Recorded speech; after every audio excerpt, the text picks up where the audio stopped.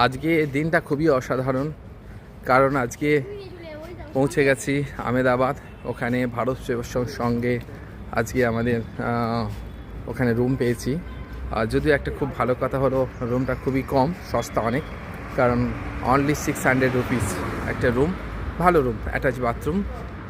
তবে খুব যে হাইফাই রুম সেটা নয়, তো ঠিকই আছে, চলা যাবে।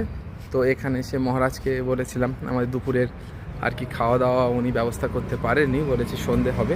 তো কাছেই একটা আমরা রেস্টুরেন্টে, খরচ খুব কম, 70-80 টাকায় ভালো মিল পাওয়া যাচ্ছে, খাবার খেয়ে নিয়েছি।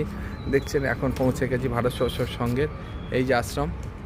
এন্ট্রি করব, তো এন্ট্রি করে এখান থেকে আমরা মহারাজের সঙ্গে কথা বলে আসি। আমাদের গাড়ি ঠিক হয়ে গেছে, এই গাড়ি আমাদেরকে নিয়ে যাবে সাইট সিন ঘোরাতে।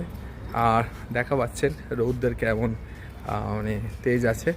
তো এখন টেম্পারেচার এখানে 32-33 হবে। আমার তো খুব ভালো লাগছে, কারণ সারাদিন ঠান্ডার মধ্যে ছিলাম, এখন অসাধারণ লাগছে। যাব শান্তি ভাই।